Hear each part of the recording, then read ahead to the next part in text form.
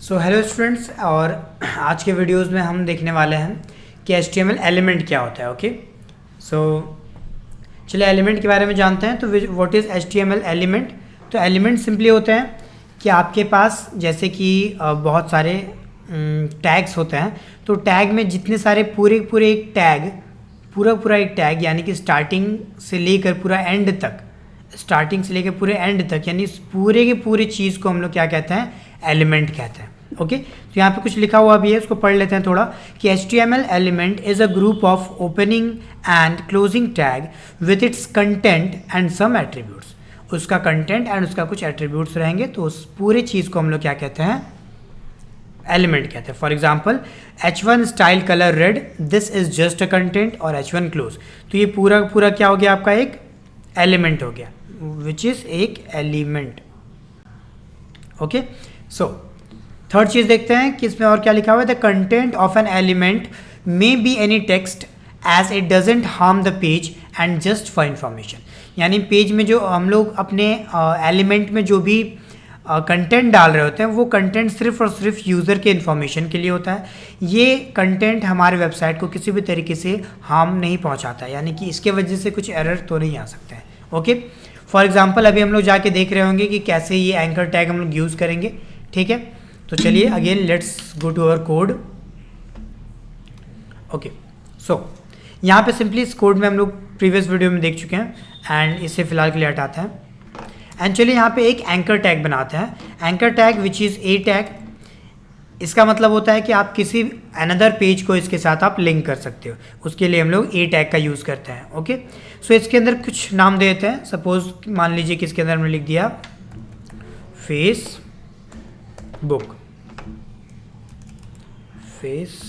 Okay, सो इसके अंदर Facebook name है। ओके, एंड ये अभी फिलहाल आपको एक नॉर्मल टेक्स्ट की तरह दिखेगा। ओपन विथ लाइव सर्वर करते हैं। ये फिलहाल आपको एक नॉर्मल टेक्स्ट की ही तरह दिख रहा है, राइट? आप लोग देख सकते हैं। बट जैसे ही हम इसमें एक एट्रीब्यूट पास करेंगे which is href, again this is an special attribute for hyper reference. h for hyper, r reference for reference.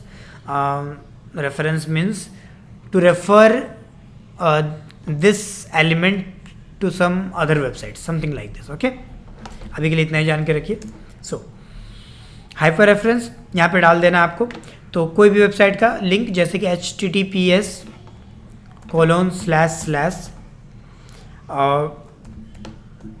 Twitter, okay, so www.twitter.com। Okay, सो अब आपको फील होगा ऐसा कि सर फेसबुक आपने लिखा है बट लिंक ट्विटर का है। वैसे ये लिंक डालते ही आपका क्या हो जाएगा? पहली बात तो उसका कलर चेंज हो जाएगा, which means now this is N, ये अब क्या हो गया? आपका एक लिंक बन चुका है। ठीक है, नीचे आप देख सकते हो एकदम very corner bottom left side में कि वहाँ पे आपको दिखा भी रहा है कि ये लिंक आपको कहाँ लेके जाएगा। एंड नाउ योर कर्सर, आपका कर्सर भी पॉइंटर जैसा बन जाएगा, यानी हैंड के फिगर में आ जाएगा। अब इसके ऊपर जैसे हम क्लिक करेंगे तो आप देखोगे कि पेज रिडायरेक्ट हो रहा है एंड कहाँ चला गया? twitter.com पे चला गया। ठीक है, सो तो यहाँ पे मैटर क्या था समझाने का आपको कि हमने लिखा तो फेसबुक है, यानी फेसबुक क्या है? हमारा एक कंटेंट है। तो लिखा तो हमने फेसबुक है, बट उसका एट्रीब्यूट में, उसके एट्रीब्यूट में जो हमने इन्फॉर्मेशन, उसको एक्स्ट्रा इन्फॉर्मेशन जो भी हमने उसे दिया है, वो उसे वहीं लेके जाएगा जहाँ जिसका इन्फॉर्मेशन हमने उसे दिया है। तो कंटेंट मैटर नहीं करता है, बट कंटेंट हम लोग क्यों दिखाते हैं? रॉन्ग कंटेंट तो दिखा नहीं सकते हैं, क्योंकि यूज़र सबसे पहले तो कंटेंट ही पढ़ेगा, राइट? सो उसके बाद अभी तक फिलहाल इसमें एक और प्रॉब्लम ये है कि जब भी इस लिंक पे हम लोग क्लिक करते हैं तो आप देखोगे कि हमारे ही वेबसाइट में ही ये ओपन हो जाता है। ठीक है, इस प्रॉब्लम को टैकल करने के लिए हम लोग क्या करते हैं? हमारे पास एक और एट्रीब्यूट है which is also a very special attribute कि target attribute. So target attribute से हम लोग क्या कर सकते हैं? तो यहाँ पे अंडरस्कोर देके हम लोग ब्लैंक, ये जैसे आप टाइप कर देते हो तो क्या हो जाता है कि ये आपका क्लिक करते ही एक अलग टैब में खुलता है।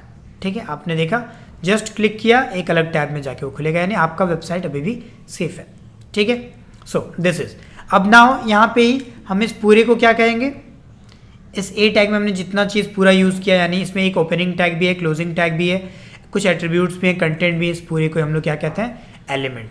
यानी दिस इज आवर एलिमेंट। वैसे ही अगर हम एक h1 टैग लेंगे, इसके अंदर कुछ कंटेंट डाल दिए, तो ये भी हमारे लिए एक एलिमेंट है।